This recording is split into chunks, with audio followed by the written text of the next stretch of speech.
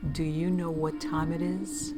It's supernatural story time. And if you're easily scared, and even if you're not, there's only one thing left to do. Just turn off the lights, because these are stories that you listen to only in the dark. Dark Silhouettes and Other Strange Stories, Volume 3, Story Number 1. I have a story from South Arkansas, but I think I have an explanation for it. We have a hunting camp that is rural, to say the least. One afternoon, during modern gun deer season, everybody had gone out to hunt. Sun is going down, and so everybody is returning to camp, standing out in the yard talking about the afternoon. One guy hadn't made it back yet. A little while later, it was past dark, and we started wondering if maybe we should go and make sure he didn't have a heart attack or whatever. About that time, we hear his four-wheeler coming. When he rounded the corner of the cabin, even though it was dark, you could tell he was white as a ghost. He stopped, and we asked what was wrong. He said he had been on a stand overlooking the slough, said he had seen something big and dark with a dead deer slung over his shoulder walking through the slough. We asked why he hadn't shot it. He said he didn't think he could kill it. He was hunting with a .44 caliber rifle. I think what he saw was someone poaching on our ground, but I may be wrong.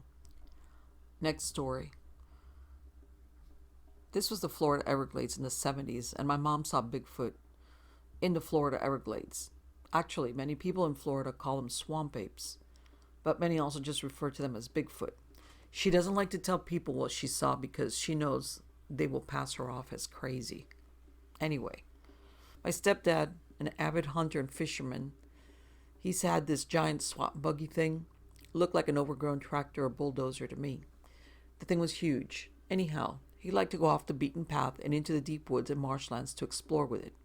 So my mom would go with him a lot of times, and one time they were deep in these rarely driven dirt roads and trails off of Alligator Alley. My mom, being in the passenger seat, said she was sitting with her head turned toward the right, just looking at the woods next to her as they were slowly driving along. And as they passed by a road or a trail to her right, she said she saw this tall, hairy, eight-person looking thing with very long arms crossing that road, going in the same direction as they were. She immediately told my stepdad what she saw, and he said that, well, there have been a lot of Bigfoot sightings in the area, but it was probably just a bear or something. She accepted this and figured she was just imagining it, being that she didn't believe in Bigfoot. About a minute after that, my stepdad said he had to go to the bathroom, so he parked the thing in the middle of the road, hopped off, and walked into the wood line to do his thing. My mom sat there waiting, and up ahead she saw the thing again. A Bigfoot, not a bear.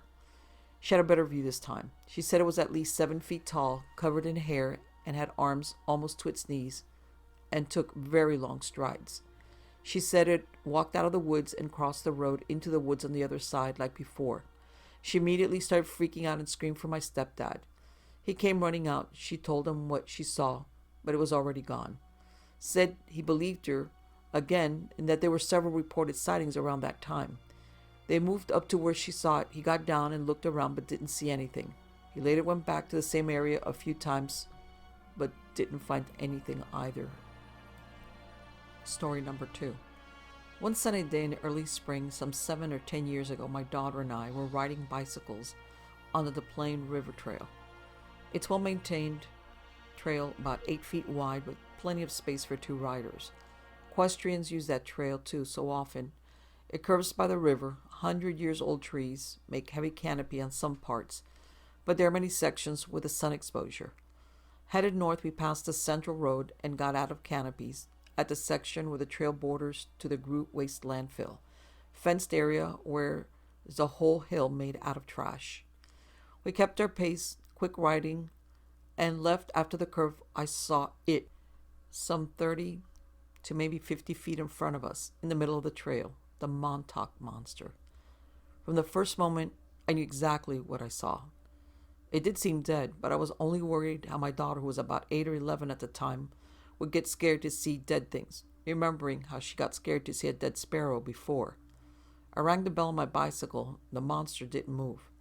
It was the size of a medium-sized dog, like a Rottweiler, and smaller than a German Shepherd. Somehow I decided to ride by it, not stopping. I told my daughter not to slow down, not to stop, and not to look at it. Thank God it was dead. No stench. We continued our ride for half an hour. I couldn't believe what we had just seen. I asked her if she got scared of dead animals on the trail, and she was worried but not really scared, so we went back the same way. By the time we got to the same place, to my surprise, the Montauk monster was not there anymore. It was gone. I'm sure we didn't see anyone riding or walking, especially not the Park District crew with a small truck that I assume cleans the trail after the horse riders. We were alone that day on the trail. I did not want to talk to her about it at all, concerned that she would get upset, and I even hoped she would forget it. I knew the Montauk monster from internet for about 15 years when I saw it. The story goes that its carcass was found on the Montauk beach. Someone took a picture of it and went to find some way to bring the carcass home. By the time he got to the beach again, the carcass was gone. Pictures depicted a carcass of the beast who shouldn't exist. It has a body like a dog, claws, and a bird's beak. A year or two later, I was watching my favorite TV series when they showed the Montauk monster. When my daughter saw it on the TV screen, she said, "Dad, that's the thing we saw while riding bicycle." She saw it well from the 2-foot distance as well as I did, and she recognized it for what it was. When I was thinking later, maybe I made a mistake. Maybe I should stop and return. But we were riding that fast. I saw it too late, and I didn't have time to think right. Only later I got scared. What if that thing wasn't dead, and we passed so close to it? On the other hand, I'm still wondering, how come that thing disappeared after only 30 minutes? Head of the carcass was away from the garbage landfill. Somehow I feel it's related to the garbage landfill and its contents. That's just the best explanation I have. Next story. Years ago, we bought a 100-year-old plus house. We had 2 small boys, and I was pregnant with a 3rd child.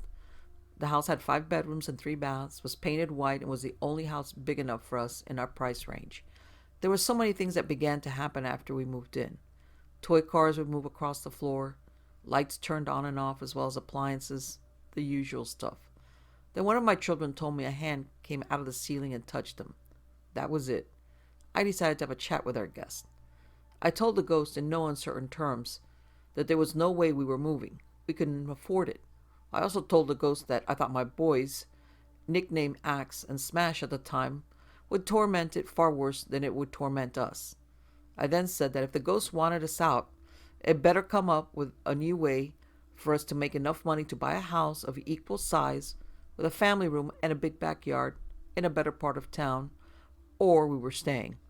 Swear to God, in 18 months' time, my husband made money hand over fist. We have never seen anything like that ever again. We had enough to buy a great house on the best street in town. Go figure. Next story. This was around 1985. I was maybe 4 or 5 years old, living in the same house where I saw my first ghost, my guardian. I could write an entire volume about my love for that house and the garden. It was the best place to grow up in. One of my favorite nightly activities, also known as bedtime procrastination technique, was to climb into my parents' bed while they were kicking back in the lounge room. I was pretty proud of this accomplishment because it was a waterbed. This seemed near impossible to climb the shiny solid wood black fortress walls which chambered the water mattress. With the bed conquered, I could reach and switch on the bedside lamps. From here, I would pretend to be a panther prowling around the slow-moving surface until I eventually fell asleep. Those were fun times. One such night, I conked out and curled up to have a doze. I noticed a spider on the wall and recognized it as a huntsman. Now, the huntsman is a large Australian spider which looks brownish, hairy tree tarantula. And I'm convinced they're tree tarantulas. Now, this huntsman on the wall was different. It was, for lack of a better description, colorful. I recalled red and yellow patterns and a slightly different brown. Its legs were thin and tapered. It had only 4 legs and was striking a star pose. There was something very strange about this huntsman, and I stared at it in wonder. Now, I paid no mind to the reaction of the huntsman, and as I gazed upon this peculiar spider, my attention broke to a sound of murmuring voices, clear and deep but muffled. At first I thought it was Dad from the lounge, but the muffled voices were coming from a much closer source. I glanced around, nothing. I looked at the huntsman, and he's still there chilling out. I was looking to the left when I saw out of the corner of my eye my parents' curtain wardrobe move. The curtain wardrobe was a wardrobe without a door. Dad put a curtain on the front as a makeshift door. This fabric had moved. I looked to the wardrobe curtain. The voices were still murmuring. Then came light, quick footsteps on the seagrass matting floor. I don't know if I could hear or understand what these voices were saying. What I can remember is one saying, "Quick," and "Hurry up." These two statements were particularly clear and deep. They sounded the closest. I was in the middle of the bed. Slowly, I went to the end of the bed to where the wardrobe and the voices were. I peeked over the end of the bed and saw what looked like an animalistic doll-sized toy looking out of the wardrobe toward the bedroom door. More murmuring. I looked to the door where this entity was looking and saw another similar-looking entity running out of the bedroom. I only saw this one from behind, didn't see his face. He was wearing a yellow striped t-shirt and blue shorts. I looked back to the first one. He slowly slid behind the wardrobe curtains. I could swear he was looking at me when he did this. Then I heard something that I still get the creeps thinking about it. Shh! The loudest shushing I've ever heard. It decayed like the acoustics of a church, not a furnished average-sized suburban bedroom. Everything fell silent, but for the TV in the lounge. I made haste to the other end of the bed, as far away as possible, and hid under the covers. I wanted to yell for my parents, but I knew they'd just put me in my bed. The one running had turned a corner in the direction of my room. I definitely wasn't going in there. I peeked out from the covers and stared at the huntsman again. For some reason, this was comforting, like having company. I continued to stare at Fancy Pan Huntsman until Mom came in and carried me to my room. I demanded Mom remove all the dolls from my bedroom. I don't know why, but I had an aversion to dolls after this. These critters didn't look like dolls, though. They looked more akin to soft toys. So I don't know why I didn't freak out about the soft toys instead. I was curious yet calm initially to witness these things. Now, when the creature appeared to stare at me, while slowly slipping behind the curtain, all the calmness was replaced with fear. A fear that I was seen by it. The other time I saw one of these guys was in the backyard. This time it was less vivid and less eventful. I was around the same age. It wasn't too long after the first time. I was playing on the lawn and I heard a deep, resonant voice again. It wasn't my guardian, who I used to hear sometimes. Immediately remembered the colorful huntsman night. I looked to the direction of the voice, which was coming from a part in the backyard which was completely overgrown and gnarly. In the direct sunlight, I saw a light pink skin toy-like thing with black eyes, nose, and frizzy sort of hair, wearing a sweater scamper into the wandering dew. Didn't hear or see anything more than that. The appearance of these creatures were similar, but each had their own unique look. The two whose face I saw both had black beady eyes, black noses, and red lips. Their skin looked like it was made of smooth cloth. Their hair was frizzy, as if it had been teased. I guess they were around a foot tall, varying in height and build. The one peering from the curtain wardrobe had dark brownish orangey skin and bright red lips. I think this is the one that said shh. I didn't get a look at his body, just his face poking out of the curtain. I'd say he was slight of build, going by his gaunt face. His nose was pointed. The one running out of the bedroom had darker brown skin.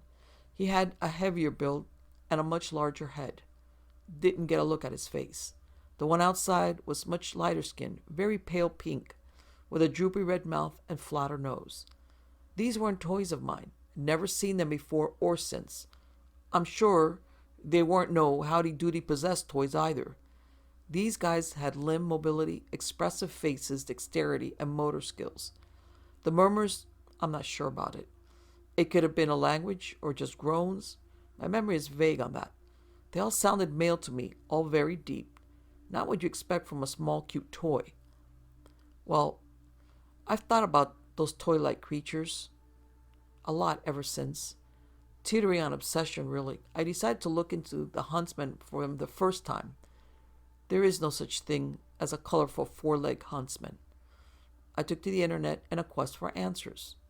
After many bungled queries and ridiculous search results, I found the spider in question really does exist. So did more perplexed yelling at the screen. According to the internet, the St. Andrew's cross spider is the Australian subspecies of a global genus of bizarre-looking spiders. The St. Andrew's cross spider is similar in appearance to a thin, wispy-legged huntsman with bright yellow and red markings.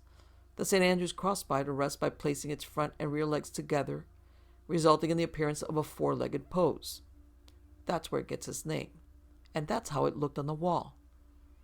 And there was more info on a matching X design, which it builds into a circular web and upon a matching center pattern. As a side note, the moment I clapped eyes on photos of the St. Andrew's cross spider, that night came flooding back in a torrent of profound snapshots. It's been quite the momentous payoff finding this unique arachnid and staring at it again all these years later. Now, the following that I'm going to describe happened around the same time, 1985. I was 4 or 5. And occasionally I'd wake up in the middle of the night when Mom and Dad were asleep.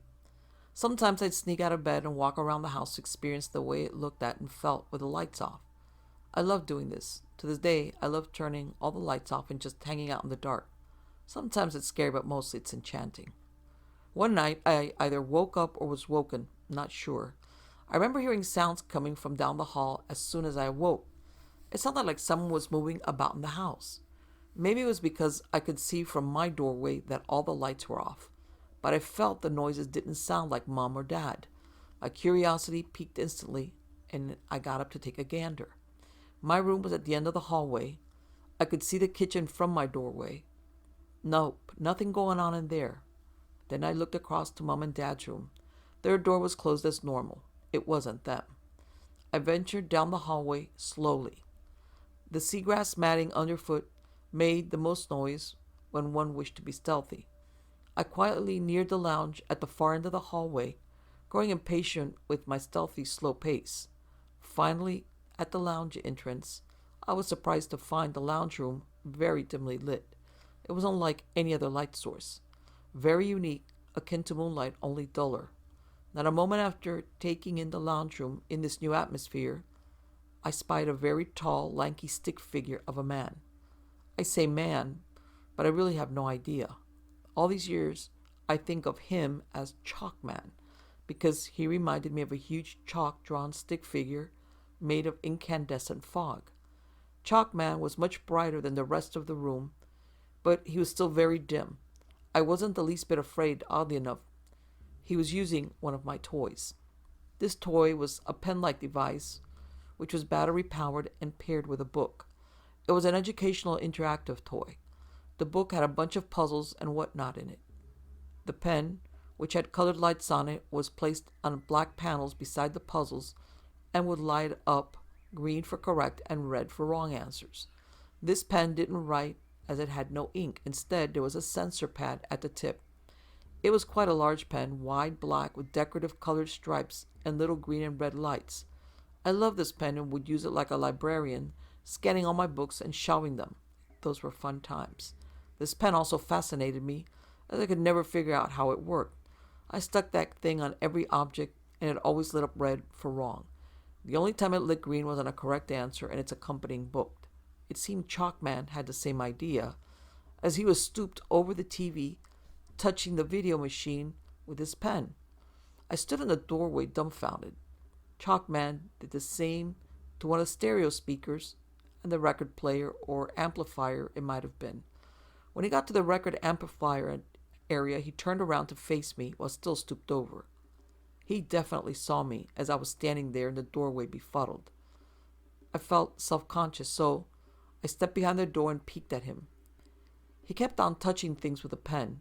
Then he came to an area I couldn't peek at comfortably from behind a door. I grew scared as this area was closer to me, and from my angle, he would soon be but out of my view, directly behind the door I was peeking from.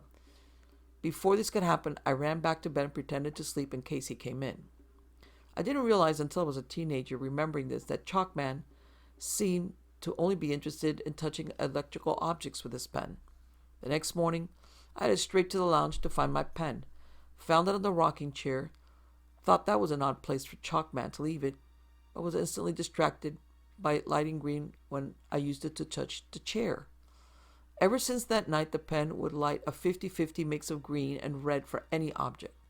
Maybe Dad put new batteries in it before I got up and changed its functioning behavior, or was it just a coincidence? But I like to think Chalkman had something to do with, though I haven't a clue what. I must have been really going heavy with that pen that morning, because eventually Dad got the book and sat me down on the floor with me. We went through the book together, but I kept touching Dad's knee with the pen, which was lighting green. I looked at Dad as to say, "Isn't that amazing?" Dad stuffed the pen up his nose and pulled it out his ear, a visual illusion, and this made me laugh. Later that day it rained pretty heavy. The light outside was dark overcast mixed with glowing brightness. It's a very unusual light that hardly occurs.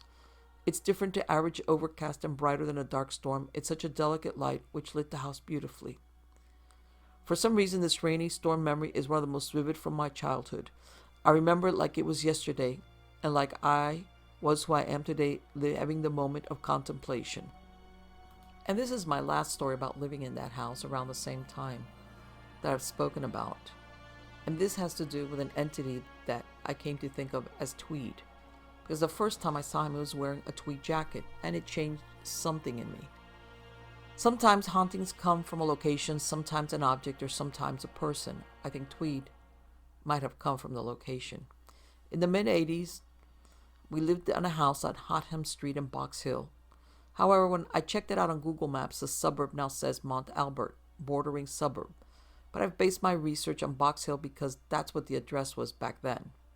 Many of Melbourne's older suburbs were named after towns in England by the predominantly English settlers. The city of Melbourne is mapped out in a grid modeled on London. Box Hill is named after a place in Surrey, England. It's just outside the main city of Melbourne, outside of the grid.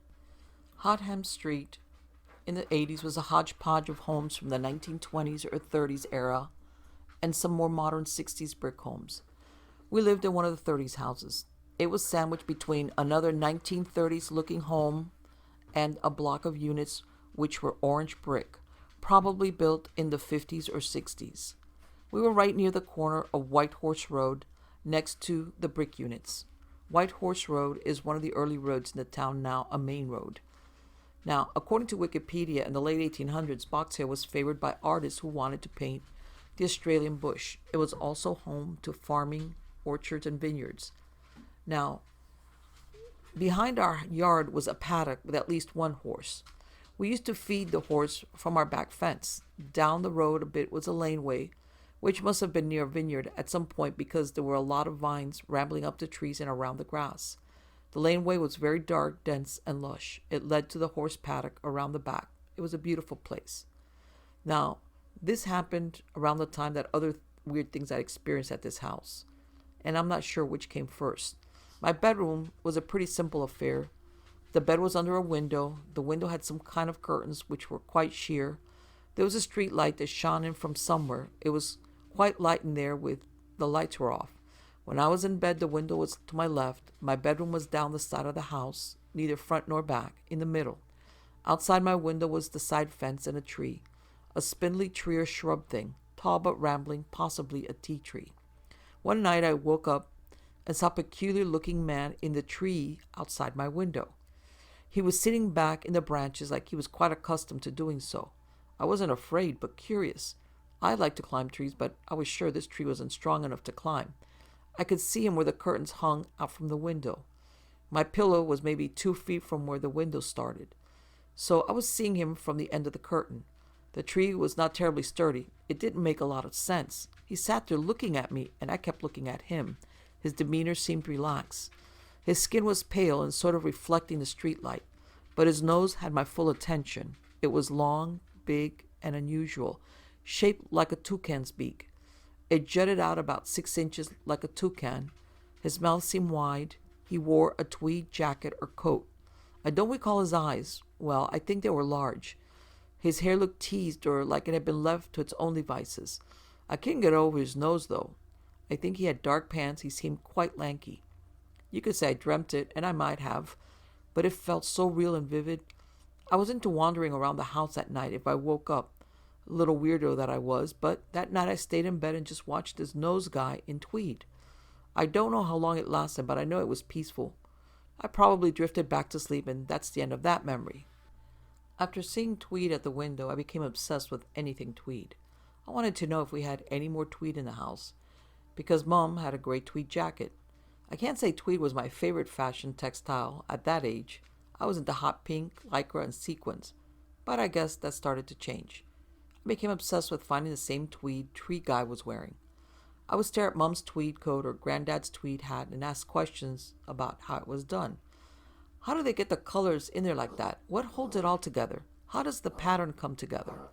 I never got a satisfactory response to my child understanding, only that it involved wool and spinning and things I couldn't comprehend, but it all sounded quite amazing.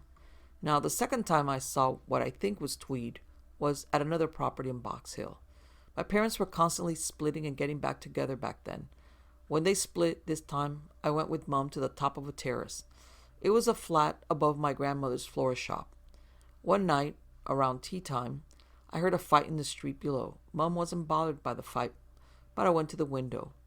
I saw some guys going at it on the street, likely drunk, but I also saw a pink figure like a dull neon light peering over the fence on the corner.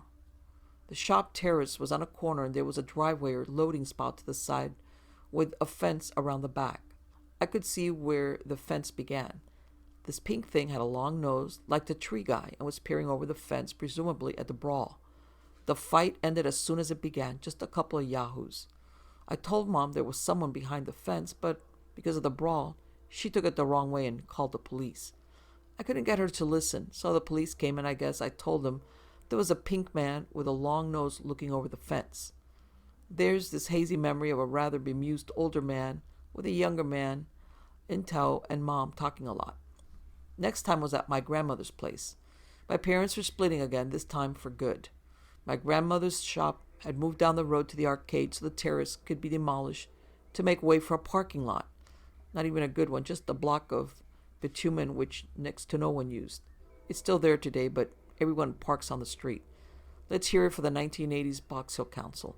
So I was staying at my grandmother's house in Fern Tree Gully. It was Christmas time, don't know before or after Christmas, but the tree was up. Her tree was probably from the 50s or 60s, was about 5 feet, wire frame with green tinsel for leaves. It was quite gaudy. My grandmother was a pianist. One night, I had in mind to get up late and play piano in the dark, like that would be so gothic and cool. So I did, but I saw some pink outside from the window next to the piano. First I thought it was a reflection from the Christmas tree, but it was moving across, not dangling or static like any tree ornament. I kept watching.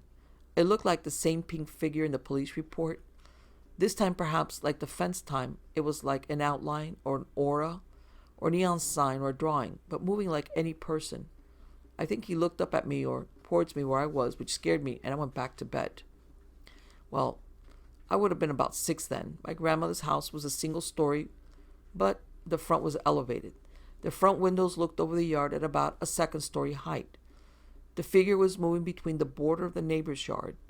There was a short fence that ran along between the yards, but the fence had come apart and had been removed along where the pink figure was moving. I don't remember which direction he was moving towards, where I was or towards the neighbor. Only that I got jumpy when his head faced my direction. I think I was shocked to see him again. Now, much time had passed, possibly 10 years, and my parents had well and truly separated. I was now a teenager, and Ouija boards were of great interest to me. I managed to summon the so-called Charlie demon, only I didn't know about Charlie until I realized I'd been paranormally punked all those years ago. Long story short, through the Ouija board I contacted some creep calling himself Charlie. The next few months were bothersome, to put it mildly. I'm not anti-Ouija board, quite the contrary, but I am anti-misusing them. I was writing the handbook on Ouija misconduct as a teenager. The creep's reign of terror included touches, inappropriate ones at that, a general sense of foreboding, and one creepy apparition. It left me very fatigued and filled with self-doubt. Now, sometime after, when things had returned to normal, I saw Tweed again. This time, I'd just gone to bed. I heard something like a quiet bump near my bedroom door. I could see a silhouette and barely make out the same tweed coat, messy hair, and nose from the tree all those years ago. He was standing near my door watching me. I guess I could see the wall behind him, so he was pretty transparent. He tilted his head slightly like a pleasantry, then faded away. It was nice, like the time at Hotham Street, but this had happened in the street we were renting in Ferntree Gully. Second time I'd seen him in this suburb. The last time was a couple of years ago. This time it was very different because it was a dream, but it was the most revealing interaction I've had with this entity. I believe it was a visitation dream. In the dream, I was working in a haberdashery store in Ferntree Gully. This store existed in the 80s and 90s and was possibly there before I was born, but I never worked there. It was daytime, a dark, cloudy day. Interior lights are on, warm light, the old-style globes. I'm working behind the counter. A man walks into the store and comes up to the counter. He looks familiar, hands me his coat. I can't place him. He's wearing black, no tweed, and he says something to me in a different language. I don't know the language, but understand the message. You're beautiful. I see you. The dream changes scene. I'm now standing in a disused room in a large home. It's nighttime. The lights are off. This room is filled with old furniture and statues, some covered with sheets. There are a couple of pianos in this room. I can see an expensive garden outside. I go to play on one of the pianos, but Tweed guy, still wearing black and looking like a normal person, stops me. I didn't realize he was there, and he says in his own language, "Don't play them, we have to go." The scene changes. Now we're standing on a road or a driveway outside the same house, and it's still night. There are a lot of people, very rowdy. It's a street party. They don't see me or Tweed guy in black. Something is coming, a bright light far down the road. Too bright, too big to be a car. It's slowly getting closer. I became aware they can't see the light. The closer it gets, the more reckless the party seems. Then, the next day, I started to think about that dream. I realized the coat he handed me at the beginning was a tweed one, but I don't know if I carried it from a scene to scene. At the time I dreamt this, I was going through a divorce. Never thought I'd say this, but then, does anyone? Perhaps his timing was key. It's a huge adjustment. We were together for 11 years. Even though it ended, I considered it a successful marriage. We just fell out of love, but we'll always care for each other. Now, I started recently researching the Box Hill area, and I was born in Box Hill, on the kitchen floor of a house in James Street. James Street is not far from Hotham Street. I didn't know about the Box Hill Artist Camp, which was a movement in the early years of Box Hills. Thinking back and doing some research, I think that Tweed's language could be Irish or Gaelic, something that would match the Tweed style. I don't have any Irish in my family to my knowledge. It's Scottish on my mother's side and English on my father's, but it's possible he's one of the Irish settlers, or he came in with Irish settlers as a nature spirit, adorning their fashion, as some tend to do. The nose thing, I looked into World War II prosthetics and nothing matched. The closest I can describe it resembles a Casanova mask or a plague mask, except it didn't seem to be a mask. Not long after meeting my stepmom, my dad had moved from Hotham Street, and my stepmom's who's the biggest refuter of anything supernatural, hated the Hotham house. She said it was too dark and depressing and would change the subject. She does that whenever weird stuff is afoot. I think there was magic in that house. The house they moved to was near identical to the Hotham one. It was obviously the same plan with a few tweaks. That always amused me. We were the last ones to live there. It was demolished in the late 80s or early 90s. Just before it was pulled down, we went there. I'd been pestering to visit it for some time.